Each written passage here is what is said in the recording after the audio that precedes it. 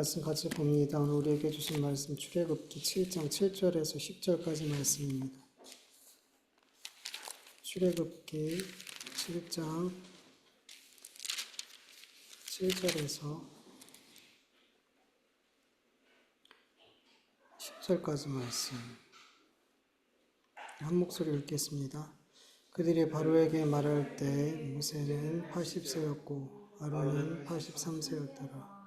여호와께서 모세와 아론에게 말씀하여 이르시되 바로가 너에게 이르기를 너희는 이적을 보이라 하거든 너는 아론에게 말하기를 너의 지팡이를 들어 바로 앞에 던지라.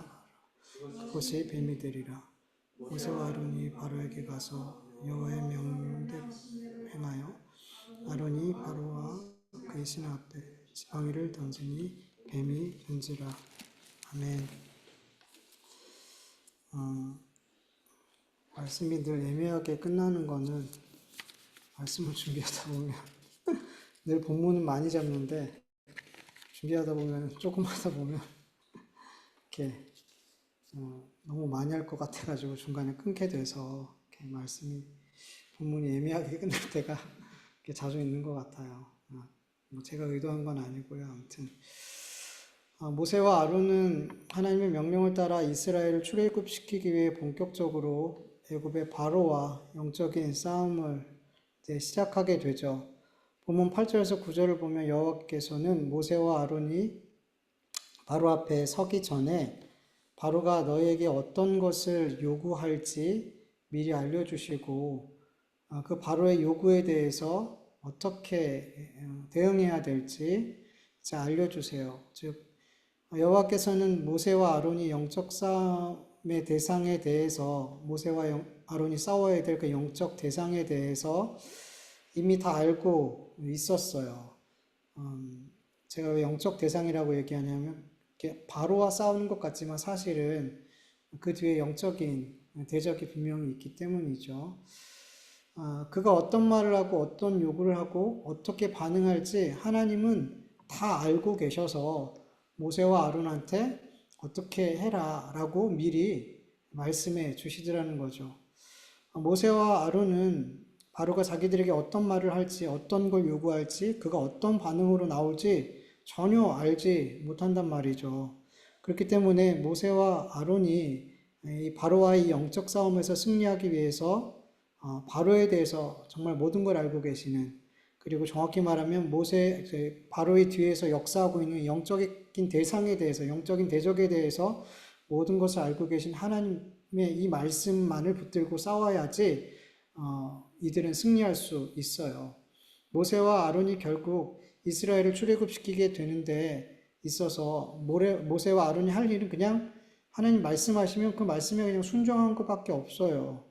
모세와 아론이 하나님 말씀에 순종할 때 나머지는 하나님께서 역사하시더라는 거죠. 그리고 결국 이 영적인 전쟁에서 승리하게 하시더라는 거죠. 여러분, 사실 우리는 매일같이 영적인 전쟁을 하고 있어요. 성경 우리의 싸움, 우리의 씨름을 혈과 육의 씨름이 아니라 이 어둠의 세상 주관자들과 하늘에 있는 악한 영들을 대적하는 영적인 싸움, 영적인 전쟁이라고 에베소서 6장은 말씀하고 있어요. 여러분, 우리는 우리의 대적인 마귀와 귀신들에 대해서 사실 잘 알까요? 모를까요? 몰라요. 우리 굉장히 영적인 것에서 잘 알고 있는 것처럼 마귀와 귀신에 대해서 굉장히 많은 지식이 있고 아는 것처럼 생각하는데 우린 정말 몰라요. 그 영적인 대적들은 우리보다 비교할 수 없을 만큼 강하고 능력 있고 교활하고 거짓되어서, 그리고 그는 죽지도 않아요. 죽지도 않아요. 우린 기껏해야 100년 사는데 죽지도 않아요. 그 영적인 대상은 하나님이 세상을 창조할 때부터 이미 있었던 존재예요. 우리가 감히 상대할 수 없는 존재예요. 무엇보다 그 영적 대적은 우리에 대해서 알까요? 모를까요? 너무 잘 알죠. 우리에게 있어서 어떤 약점이 있는지, 어떤 욕심이 있는지, 어떤 죄에 쉽게 반복해서 잘 넘어가는지, 어떤 것을 두려워하는지, 우리 마음 깊은 곳에 있는 그 죄성을, 그 욕구를 너무너무 잘 안단 말이죠. 이런 영적 대적에게 우리가 어떻게 이길 수 있냐는 거죠.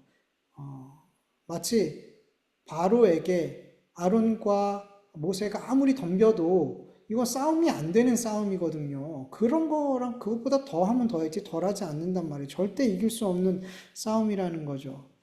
근데 여러분, 하나님께서는 영적인 대적, 마귀와 귀신에 대해서 알아요, 몰라요? 당연히 아시죠. 왜? 하나님께서 창조하신 피조물이니까. 그들이 어떻게 하나님의 백성을 거짓으로 유혹하고 넘어뜨리고 두렵게 하는지 하나님은 다 아신단 말이에요. 여러분, 욥기를 보면 마치 하나님께서 마귀에게 속아서 욥에게 고난을 준 것처럼 보이는 그런 느낌이 있잖아요. 마귀가 가서 막 욥을 막 이렇게 어떻게든 넘어뜨리려고 하는데 하나님이 거기에 다 이렇게 따라가 주는 것처럼 마치 속는 것처럼 느껴진단 말이죠. 근데 아니죠. 하나님이 아셔요, 몰라요? 아셔요. 마귀가 지금 그 욥에게 뭘 하고 싶은지 아셔요. 다 아신단 말이죠. 그래서 그가 나에게 하나님께 하는 그 모든 말이 결국엔 욥을 그렇게 다 빼앗고 하나님을 저주하게 하고 막 그렇게 만들려고 하는 걸 다 아신단 말이죠. 근데 어떻게 해요? 해봐. 너 하고 싶은 대로 다 해봐. 제한은 두지만 그가 하고 싶은 대로 다 하더라는 거죠. 근데 어떻게 해요? 하나님은 이 마귀를 통해서 욥의 신앙을 다음 단계로 넘어가게 하시더라는 거죠. 귀로만 듣던 하나님을 눈으로 보게 만드는 역사를 이루시다는 거. 하나님 모르지 않으세요? 다 아신단 말이죠. 여러분, 우리 그리스도인들은 영적 싸움을 위해서 뭘 입으라 그래요? 하나님의 전신갑주를 입어야 돼요. 에베소서 6장 11절 17절 한번 읽어볼까요? 마귀의 관계를 능히 대적하기 위하여 하나님의 전신갑주를 입으라. 우리의 씨름은 혈과 육을 상대하는 것이 아니요 통치자들과 권세들과 이 어둠의 세상 주관자들과 하늘에 있는 악한 영들을 상대함이라. 그러므로 하나님의 전신갑주를 취하라. 이는 악한 날에 너희가 능히 대적하고 모든 일을 행한 후에 서기 위함이라. 그런즉 서서 진리에 너희 허리띠를 띠고 의의 호심경을 붙이고 평안의 복음이 준비한 것으로 신을 신고 모든 것 위에 믿음의 방패를 가지고 이로써 능히 악한 자의 모든 불화살을 소멸하고 구원의 투구와 성령의 검 곧 하나님의 말씀을 가지라. 아멘. 성경은 우리가 악한 대적과 싸우기 위해 그들과 씨름하기 위해 전신갑주, 하나님이 주신 전신갑주, 영적인 전신갑주를 입으라고 말씀을 하세요. 그리고 여기서 중요한 한 가지만 보면 뭘 가지라 그래요? 말씀의 검을 가지라. 하나님의 말씀을 가지라. 이게 검이래요. 유일하게 공격 수단이죠. 하나님의 말씀의 검을 들고 싸우는 것, 마귀를 이길 수 있는 유일한 무기죠. 나머지는 다 보호하는 거죠. 방어하는 거죠. 근데 여러분, 말씀의 검으로 싸운다는 게 뭐예요? 말씀을 가지라 그랬으니까 하나님의 말씀을 많이 배우고 알고 있으면 하나님 말씀의 검을 갖는 거 맞아요, 아니에요? 일단 맞죠. 하나님 말씀을 갖는 거 맞잖아요. 말씀을 배우고 그 말씀을 믿고 이렇게 딱 붙들고 있는 거, 이게 말씀을 검을 가진 거 맞잖아요. 근데 이 명검, 세상에서 가장 날카롭고 예리한 이 하나님의 말씀이라는 검을 가지고 있어요. 그러면 가지고 있는 것만으로도 이겨져요. 가지고 있는 것만으로는 이길 수 없잖아요. 어떻게 해야 돼요? 사용할 줄 알아야죠. 휘둘릴 줄 알아야죠. 휘둘러야지 찔러 쪼개고 마귀의 그 모든 대적과 공격을, 영적인 그 공격을 막아낼 뿐만 아니라 찔러 쪼갤 거 아니에요. 근데 그 말씀의 검, 휘두르는 건 뭐냐면 순종인 거예요. 순종으로 휘두르는 거예요. 말씀에 순종할 때, 말씀의 검을 휘두를 때 영적 대적들의 온갖 거짓과 유혹과 시험과 두려움을 격파할 수 있는 거라는 거죠. 여러분, 영적 대상은 결코 우리의 힘으로 상대하거나 이길 수 있는 존재가 아니에요. 그들은 우리를 잘 알지만 우리는 그들에 대해서 잘 몰라요. 그래서 이 영적 대적에 대해서 잘 알고 계신, 모든 것을 알고 계신 그 하나님의 말씀을 붙들고 그 말씀에 순종하는 것 외에는 이 영적인 대상을 무찌를 수 있는 힘이 우리에게는 없어요. 없어요. 여러분, 내 삶에 여러 가지 문제들이 계속 우리의 삶에 임하잖아요. 찾아오잖아요. 그때 가장 중요한 건 뭐냐면 이게 영적인 문제로 볼 수 있는 게 굉장히 중요해요. 근데 사실 우리가 이걸 잘 훈련하지 않아요. 우리 그리스도인들이 이게 되게 잘 훈련되어야 되거든요. 어떤 문제가 일어나면, 내 삶에 어떤 일이, 어떤 사건들이 일어나면 이거를 빨리 영적인 문제로 보려는 그런 훈련들이 되어져 있어야 되는데 우리 그리스도인들이 이게 굉장히 안 돼 있어요. 그래서 그냥 이 어떤 문제가 오면 그냥 육적인 문제로 보고, 육적인 문제로 보니까 어떻게 해요? 이걸 내가 가지고 있는 지혜와 지식과 관계와 경험과 소유와 어떤 육적인 것들로 이 문제를 해결하려고 하고, 뭐 관계든 뭐 경제적이든 뭐든 간에 그 내가 가지고 있는 어떤 것으로 해결하려고 한단 말이에요. 왜냐하면 이걸 육적인 문제로 보니까. 근데 아니에요. 성경은 말씀하잖아요. 이 모든 문제, 모든 씨름은 다 영적인 거란 말이에요. 그래서 이게 어떤 문제를 우리가 맞닥뜨리게 됐을 때 이게 영적인 문제구나. 첫 번째는 하나님과 나와의 관계의 문제고, 또 다른 거는 마귀, 영적인 것의 대적자들의 어떤 공격, 유혹, 시험, 거짓 이런 거구나라고 그렇게 빨리 내 마음과 눈을 그렇게 바라볼 수 있어야지. 그래야지 어떻게 돼요? 하나님의 전신갑주를 입고 물질로 내가 가지고 있는 힘으로 무장하는 게 아니라, 사람의 어떤 관계로 나를 무장하는 게 아니라 하나님의 어떤 말씀, 믿음, 복음, 이 영적인 하나님께서 주신 전신갑주를 입고 그것으로 무장하고 싸울 수 있는 태세를 갖추게 되는 거예요. 그리고 결정적으로 하나님의 말씀에 순종함으로 이 모든 상황과 이 모든 문제를 헤쳐나가게 되는 거라는 거죠. 근데 너무 우리 그리스도인들이 자꾸만 모든 문제를 육적인 눈으로 보고 육적인 것으로 해결하려는 경우가 너무 많다 보니까 자꾸만 그리스도인답게 그 문제를 해결하지 못해요. 그리스도인답게 그 사람과의 관계를 풀어가지 못해요. 시작부터 잘못됐으니까. 시작부터 잘못됐으니까. 그래서 자꾸만 우리의 삶에 오는 여러 가지 상황과 문제들을 영적으로 먼저 볼 수 있는 훈련이 되기를 간절히 원합니다. 그냥 그렇게 생각하세요. 하나님과의 문제, 그리고 악한 마귀 대적의 공격, 이런 영적인 것들로 이렇게 분별해서 볼 수 있는 훈련을 할 수 있기를 간절히 원합니다. 하나님께서 바로가 모세와 아론에게 이적을 요구할 거다라고 말씀하세요. 분명 또 그렇게 하고, 그렇게 요구를 하고요. 여러분, 바로가 볼 때 모세와 아론은 이스라엘 사람들이 믿고 있는 여호와라는 신의 대리자로서 이스라엘을 광야로 보내달라는 요구를 하고 있는 거거든요. 그래서 바로는 모세와 아론에게 너희가 여호와의 대리자라는 것, 여호와라는 신이 보낸 대리자라는 것을 증명해봐. 뭘 통해서? 이적을 통해서. 신이 보냈다며, 너희들이 믿는 신이 보냈다며, 그러면 그걸 한번 증명해봐. 한글 성경을 보면 너희는 이적을 보이라 라고 기록하고 있지만 히브리 원어로 보면 너희는 너희를 위해서 이적을 보이라 이렇게 말하고 있어요. 표현이 달라요. 단순히 이적을 보이라가 아니라 너희가 하나님이 보낸, 여호와가 보낸 그 대리자인지 너희 자신을 증명해봐 라고 말하고 있는 거예요. 그리고 더 중요한 거는 이적을 통해 이걸 증명하라는 건 더 중요한 의미가 뭐냐면 그 이적을 통해 너희가 믿는 하나님이 여호와가 진짜 참 하나님인 걸, 신인 걸 증명해봐. 사실은 그게 결정적인 이어지는 말씀이거든요.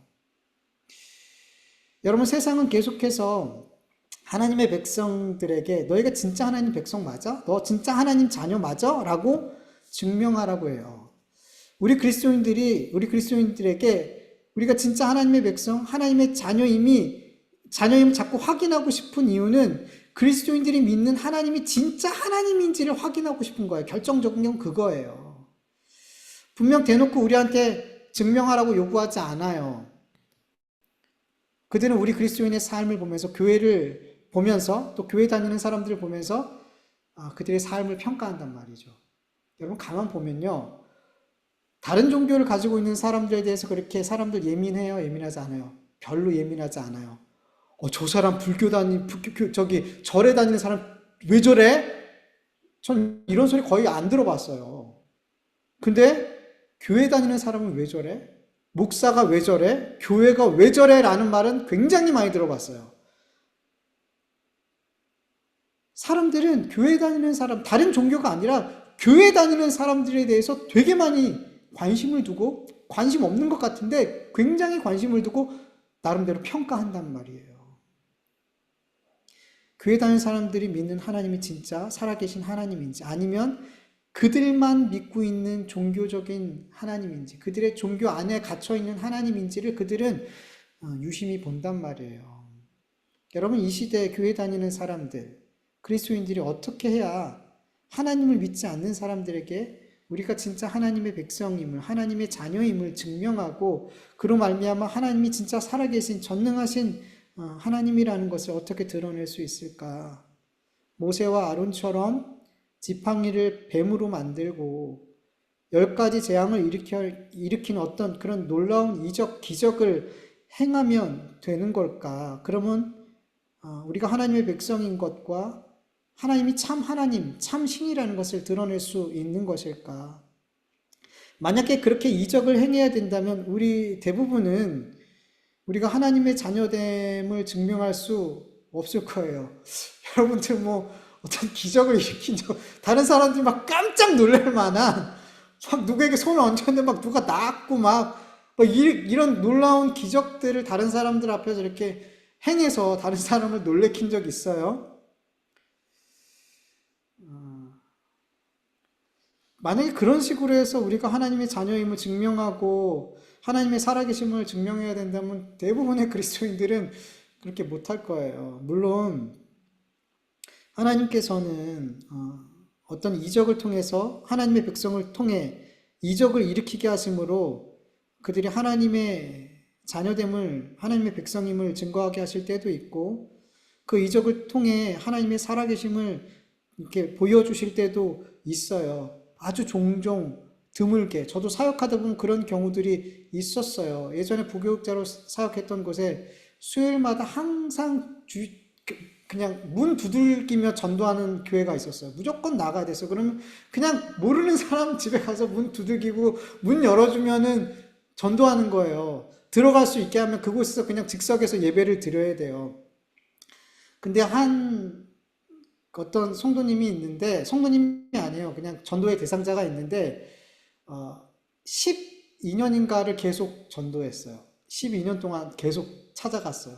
근데 교회를 한 번도 안 나왔어. 그래서 제가 새로 부임하고 얼마 안 있어서 권사님들이랑 한 4분이서 전 집사님 권사님들이랑 같이 갔어요. 가서 이제 그러니까 10몇 년을 하니까 그냥 자연스럽게 들어오게 하더라고요. 그래서 예배를 드렸어요. 예배 드리고 제가 이제 기도를 했어요. 그분에게 손을 얹고 기도했는데 그분이 확 넘어지시면서 역사가 나타나는 거예요. 그 속에 있던 귀신이 막 역사하는 거예요. 그러면서 그 귀신이 떠나가면서 그분의 지병이 났어요. 그리고 그분이 다음 주부터 교회를 나왔어요. 그리고 계속 나왔어요.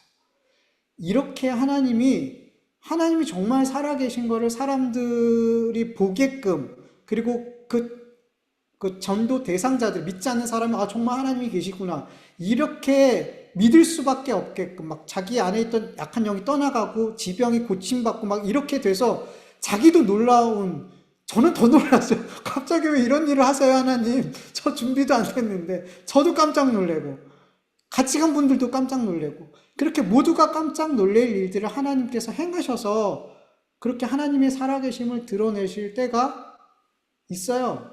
저도 가끔씩 사역하면서 그런 일들이 종종 일어나긴 하더라고요. 근데 자주 일어나지 않아요. 그리고 대부분의 성도들은 이런 걸 평생 경험하기 어려워요. 그런 걸로 나의 하나님의 자녀됨과 그리고 하나님의 살아계심을 드러내야 된다면 대부분의 그리스도인들은 내가 하나님의 자녀인 거를 드러낼 수 없을 것 같다 생각이 들 거고, 어떻게 하나님을 참 하나님으로 드러낼 수 있을까 되게 고민이 될 것 같아요. 그럼 여러분 어떻게 해야 될까요? 어떻게 해야 될까요? 여러분, 적지 않은 목회자들과 교회들이 우리가 하나님의 백성됨과 자녀됨, 그리고 하나님의 살아계심을 증명하는 방법으로 뭐 크게 얘기하면 이런 가르침을 많이 가르쳐요. 세상적인 성공을 많이 이야기해요.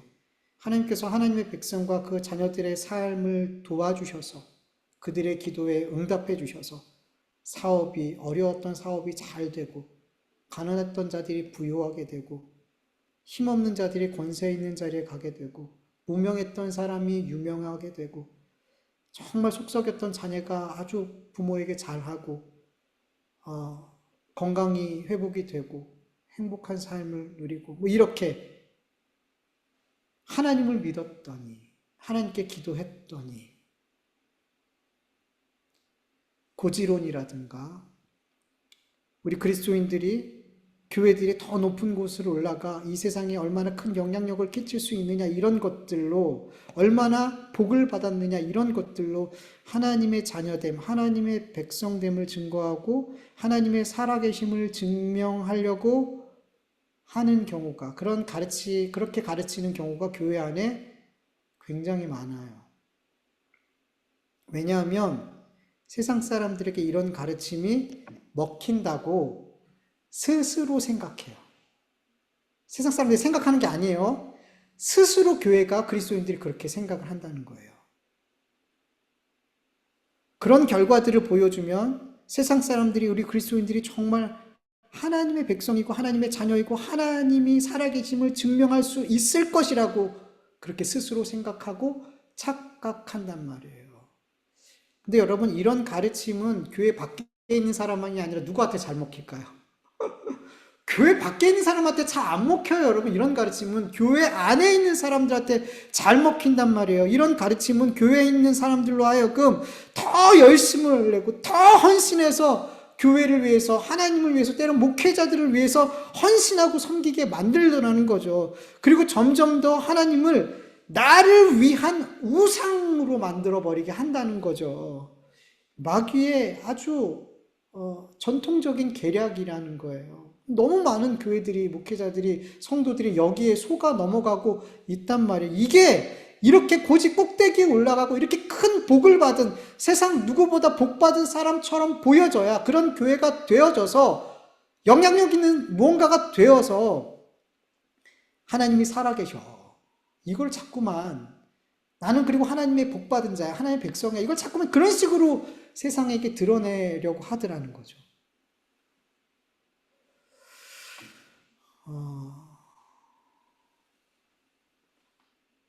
여러분 하나님의 도우심으로 세상적으로 성공하는 삶을 살게 됐다고 해서 정말 세상 사람들이 우리를 하나님의 자녀로 여기고 하나님의 살아계심을 인정하고 믿는 것이 아니에요.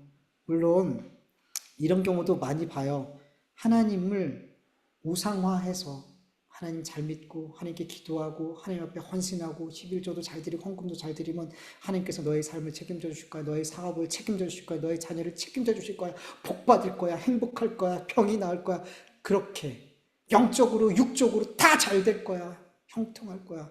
그런 가르침으로 말미암아 사람들이 그 말에 속아 넘어가 교회에 찾아올 수도 있을 거예요. 그런 일들이 사실은 많이 있었었고요. 그렇게 부흥한 교회들도 적지 않았고요.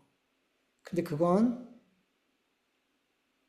하나님의 말씀, 그 말씀 속에 있는 하나님을 만나고 믿은 게 아니라 사람의 가르침, 사람이 만든 하나님이라는 우상을 믿는 거죠.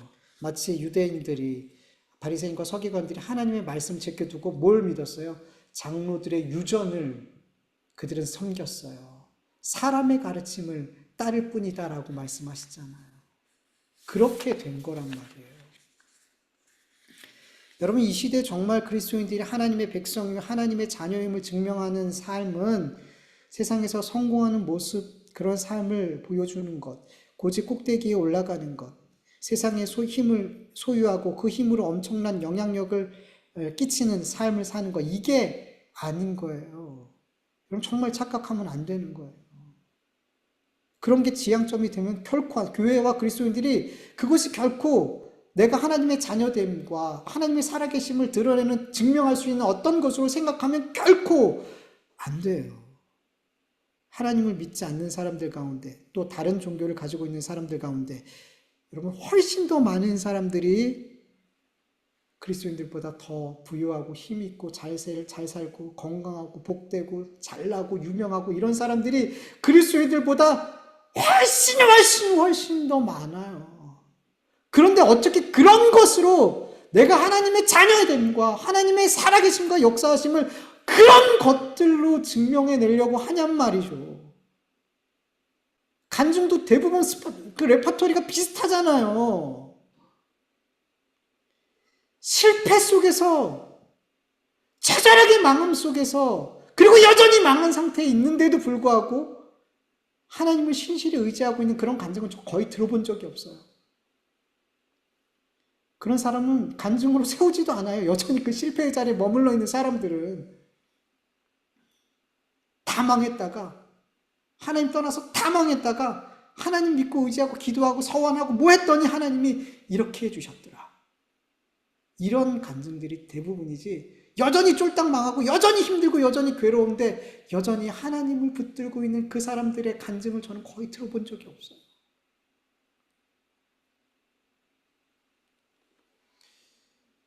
그건 실패로 보거든요. 그거는 실패로 보거든요. 그런 간증을 하면 안 돼요, 교회에서.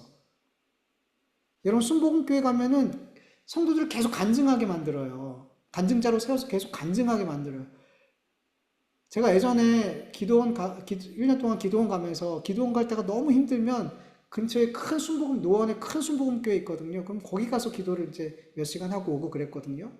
그러면 타이밍이 맞으면 거기서 예배를 이렇게 모임을 갖더라고요. 그러면 갈 때마다 한 명씩 나와서, 한 명, 두 명씩 나와서 간증하는 시간을 꼭 가져요.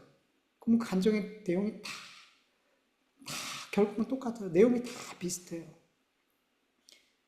거기서 정말 처절하게 무너졌지만 여전히 하나님이 나와 함께 하십니다. 나의 무너짐 속에 저는 여전히 하나님을 주시고, 이런 간증 없어요. 없어요.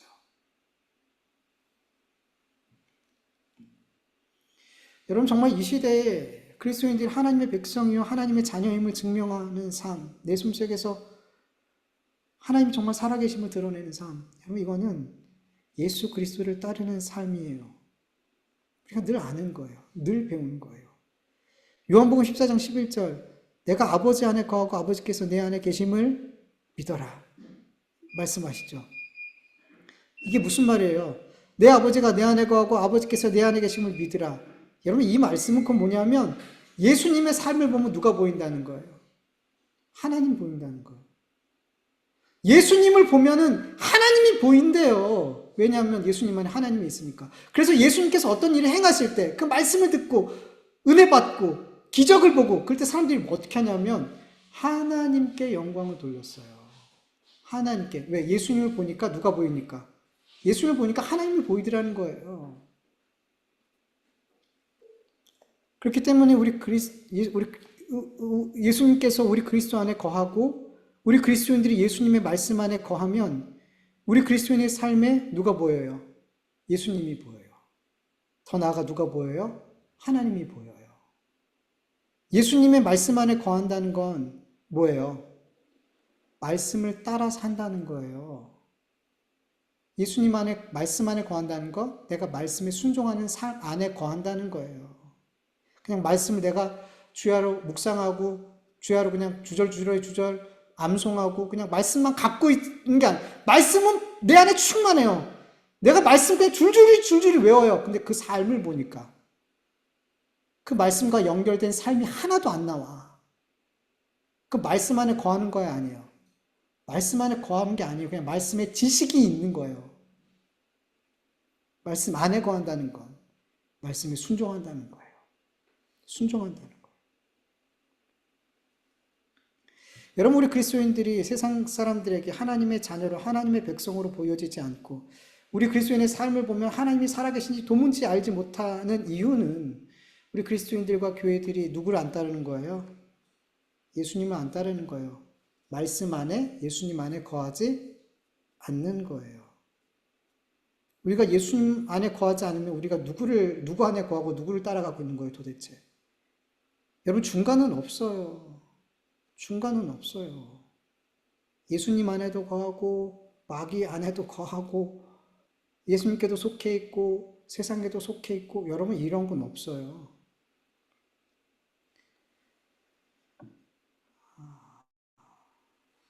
우리가 자꾸만 마음을 확정하고 내 삶에 예수 그리스도의 삶이 드러나야지. 내가 예수 그리스도를 따라야지. 그 말씀에 순종해야지. 그런 간절함과 기도와 원함과 그러한 삶이 내 안에 없으면 우린 자꾸만 어디에 기웃거려요? 세상의 가르침에 기웃거리고 사람들의 말, 세상의 유혹, 세상의 어떤 가치, 사상 막 이런 것들에 막 마음이 흔들린단 말이에요. 정함이 없는 마음이 돼버린단 말이에요. 누군가를 사랑해도 세상 사람들이 하는 정도밖에 사랑 못해요. 누군가를 용서해도 세상 사람들이 다 할 수 있는 그 정도의 용서밖에 못해요. 섬기고 헌신하고 희생해도 세상 사람들도 충분히 할 수 있을 만큼밖에 못해요. 그리고 세상 사람들이 살아가는 그 삶, 그 죄악된 삶, 그 삶이 내게도 그냥 여전히 거짓, 교만, 음행, 비난함, 도둑질, 시기, 질투, 사치, 탐욕, 분쟁, 배신, 이 수많은 세상 사람들 속에서 나타나는 죄악된 삶이 여전히 우리 그리스도인 안에서 너무 충만히 나타나요. 하나님의 자녀임을 증명하는 삶인지 마귀의 자녀됨을 증명하는 삶인지 도무지 우리 그리스도인의 삶을 보면 도무지 못 알아보겠는 거예요. 도대체 누구를 증명하는 삶일까? 내가 하나님의 자녀됨을 증명하는 삶인지 내가 마귀에 속해 있는 것을 증명하는 삶인지 도무지 모르겠는 그리스도인의 삶이 너무 많다는 거예요.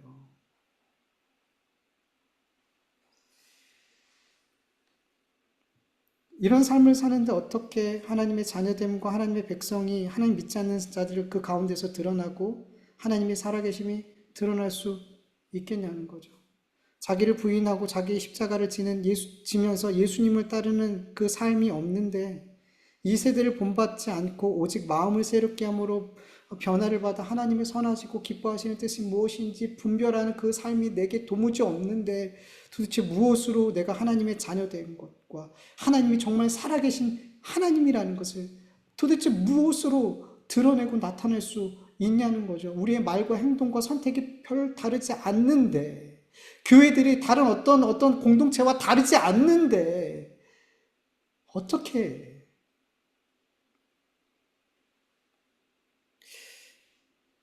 그냥 교회 안에서만 정말 신실한 하나님의 백성인 것 같고 서로가 서로한테 아이고 정말 신실합니다.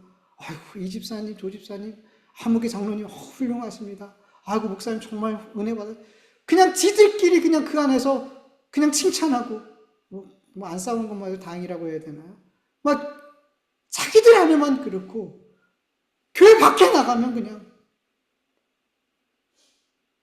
하나님의 자녀의 증명이 아니라 마귀의 자녀의 증명을 하고 살고 있으니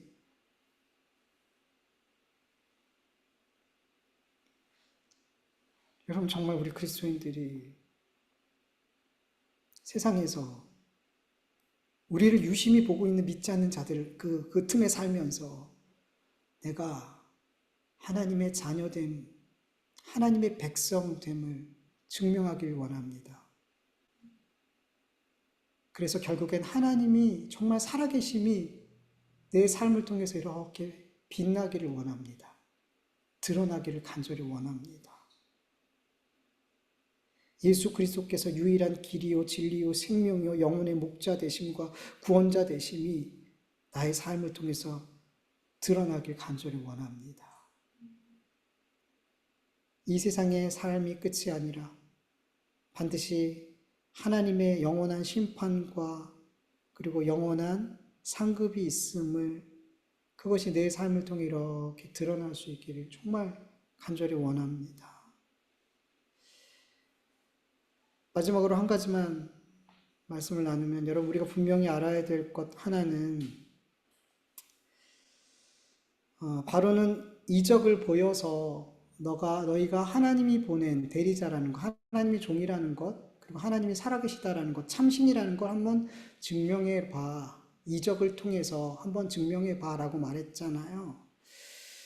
근데 사실은 가장 놀라운 기적, 놀라운 이적은 지팡이가 뱀으로 변화되고 애굽 땅에 일어난 10가지 놀라운 재앙과 홍해가 갈라지는 이런 것들이 정말 놀라운 기적, 놀라운 어떤 표적 이런 거라고 생각하는데 사실은 이 모든 것보다 더 놀라운 기적, 이적이 이미 일어났어요.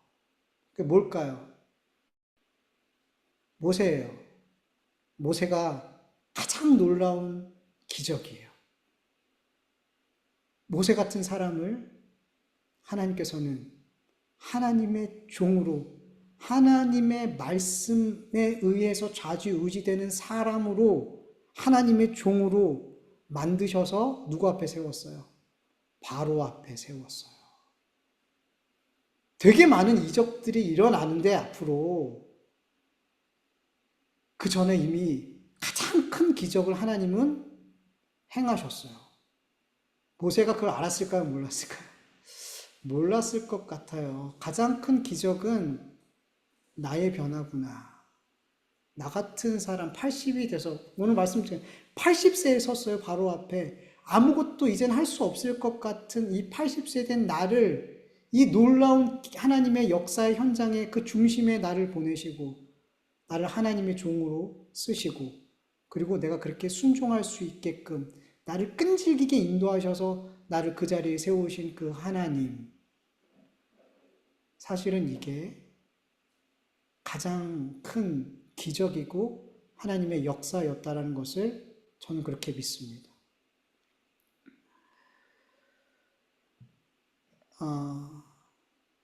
여러분 나를 통해서 이 세상에 단 한 번도 다른 사람을 놀래킬 만한 기적이, 표적이 나타나지 않아도 상관없어요.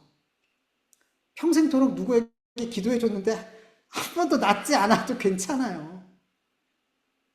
방언이나 예언이나 어떤 그런 사람들이 좀 놀랄 만한 그런 거 하지 않아도 괜찮아요. 왜냐하면 나 같은 죄인의 괴수, 지옥에 가도 할 말 없는 나를 위해서 예수 그리스도께서 십자가에 죽으셨고 나로 하나님의 자녀가 되게 하셨고 이 은혜가 얼마나 큰 은혜인지를 알고 믿게 하셔서 예수님을 따르는 삶을 살아가는 자로 하나님의 자녀답게 살아가는 자로 나를 변화시켜 주셨어요. 그냥 우리 자체가 세상에서 가장 큰 기적의 결과물인 거예요. 내가 기적의 결과물이야. 여러분 하나님의 죽음이 말이 돼요? 안 돼요. 하나님이 이 세상을 만드신 창조주 하나님, 그 하나님의 죽음이 어떻게 그러니까 어떻게 이해할 수 있냐 말이죠. 근데 하나님의 독생자, 하나님과 동일하신 예수님께서 나를 위해서 나의 죄를 대신해서 십자가에 죽으셨어요. 부활하셨어요. 그리고 나에게 그 믿음을 주셨어요. 하나님의 죽으심과 부활하심으로 말미암아 이 말을 어떻게 기적이라고 표현할 수 없는 우리의 인간의 언어로 표현할 수 없는 그래서 그냥 은혜라고 하는 거예요. 이건 기적이라고 그냥 이 은혜의 결과물이 누구예요? 저와 여러분이에요. 저와 여러분은 그냥 은혜고 기적이고 그래요. 우리 한 사람 한 사람이 너무 놀라운 거예요. 그래서 내 평생에 어떤 놀라운 내 신앙의 삶에서 그런 것들이 없어서 내 삶에 어떤 이적이 내 삶에 나타나지 않아도 내 삶이 그냥 기적임을 믿으시길 축원합니다. 그리고 나라는 기적을 통해서 누군가가 죽게 돌아오게 될 줄 믿습니다. 하나님은 나라는 기적을 통해서 다른 기적을 또 만들어 가신다는 것을 믿으시길 축원합니다. 여러분, 우리가 정말 기적이잖아요. 내가 예수님 믿고 변화된 삶을 살고 있는 내가 기적이잖아요. 제발 좀 기적의 삶을 살기를 원합니다. 기적 같은 존재이기에 좀 기적 같은 삶을 좀 살자고요. 왜? 하나님 없는 사람들, 기적이 없는 사람들과 똑같은 삶을 사냔 말이에요. 내 삶이 기적인데 좀 기적 같은 삶을 좀 살자고요. 그래서 사람들이 이 기적 같은 삶을 보면서 아, 정말 하나님이 살아계시는구나. 정말 이 땅의 삶이 끝이 아니구나. 예수님 믿어야겠구나. 교회 가야겠구나. 그런 역사가 일어날 수 있기를 간절히 축원합니다. 우리 같이 말씀을 기억하면서 같이 기도하죠.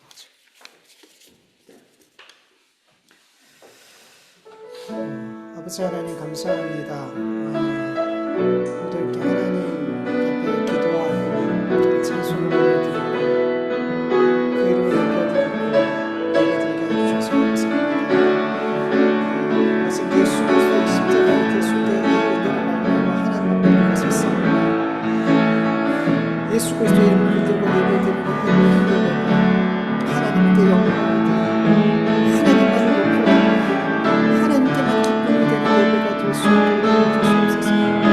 우리의 삶을, 우리의 어떤 것을 가지고 나와서 하나님 앞에 예배하고 아버지 그것을 어떻게 그 영광스러운 그 무한하신 그 크고 귀하신 하나님께 영광을 드릴 수 있겠습니까?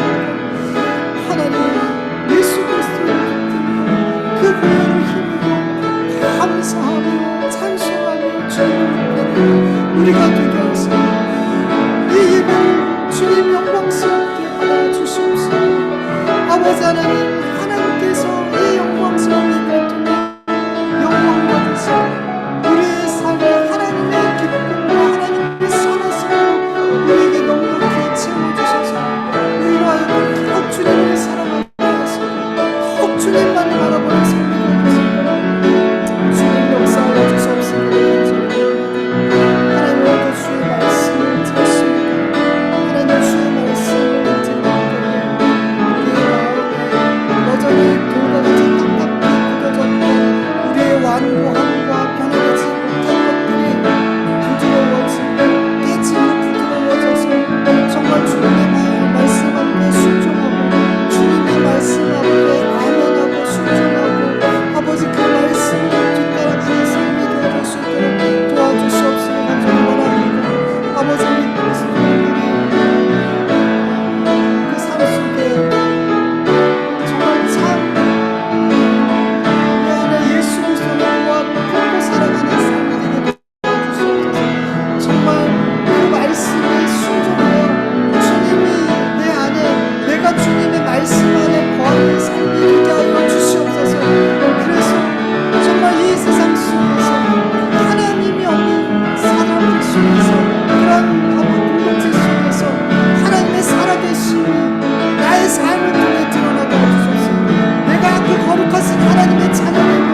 드러낼 수 있도록 도와주시옵소서.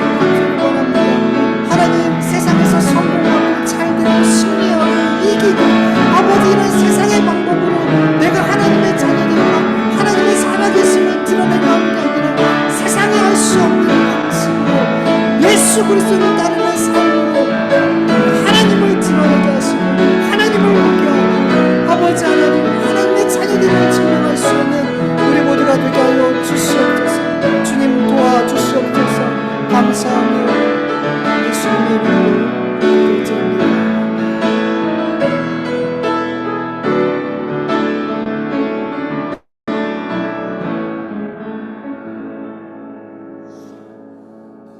아버지 하나님 감사드립니다. 세상의 모든 건 계속 바뀌어가네요. 우리의 외모도 바뀌어가고 그리고 우리 환경도 자꾸만 바뀌어가고 날씨도 시시때때로 그렇게 바뀌어가네요. 그런데 나를 사랑하신 우리를 사랑하시는 그 하나님의 사랑은 영원토록 변하지 않음에 참으로 감사합니다. 하나님을 향한 우리의 사랑도 신앙의 삶도 오르락 내리락 그렇게 변할 때가 많지만 주님은 그럼에도 불구하고 여전히 한결같이 나를 내 모습 이대로 사랑해 주시니 참으로 감사합니다. 그 하나님의 변함없는 사랑하심에 우리가 정말 응답하는 삶이 되게 도와주시옵소서. 우리의 삶이, 우리의 마음의 중심이 변함없이 우리도 주님을 향할 수 있도록 주님 도와주세요. 상황이 바뀌어도, 그리고 나이가 더 들어가도 어떤 상황 속에서도 우리의 마음의 중심이 그렇게 하나님을 향할 수 있도록 도와주시옵소서. 자꾸만 눈에 보이는 것들로 인해서 우리의 마음이 흔들리고 하나님을 붙들지 못하고 자꾸 육적인 것들로 내 앞에 있는 문제들을 해결하고 상황을 모면하고 대처하고 하려는 우리의 모습들이 자꾸만 너무 많이 보입니다. 하나님, 변함없이 그저 주님만, 그 말씀만 바라보게 하여 주시옵시고 그 말씀에 순종하기 위한 몸부림을 최선을 다할 수 있도록 도와주시옵소서. 세상 사람들은 문제를 해결하기 위해 몸부림치지만 우리는 문제가 아니라 주님과 가까이 하려는 몸부림이 있을 수 있도록 도와주시옵소서.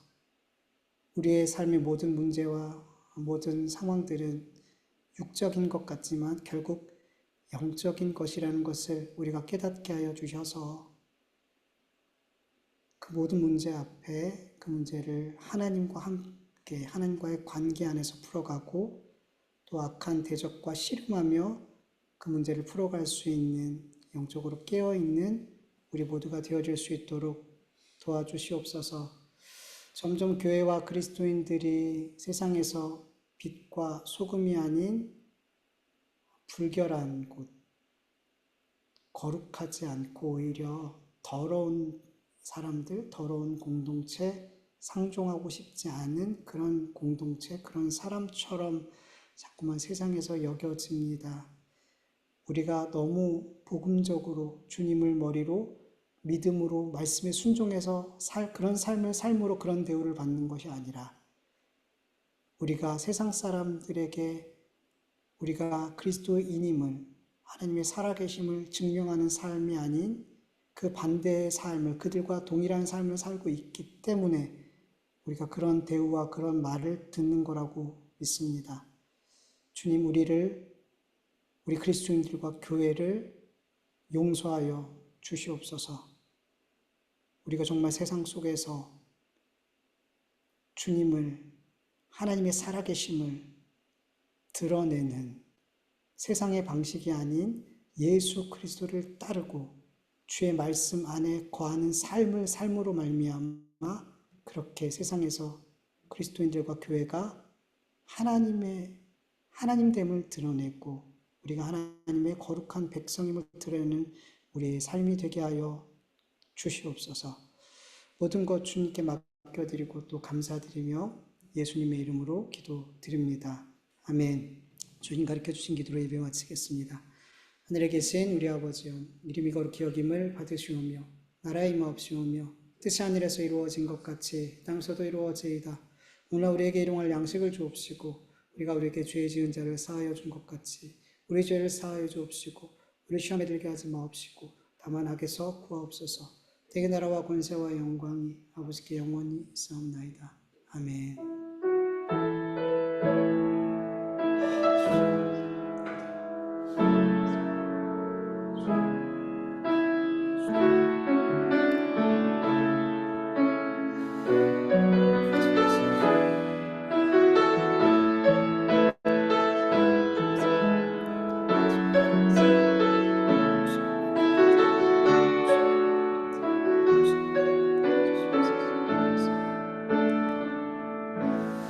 우리 예배를 받으신 하나님께 감사와 영광의 박수 올려드립니다. 하나님 감사합니다. 우리 예배를 받으시고 우리에게 새로운 힘과 은혜를 살아갈 힘을 주시길 감사합니다.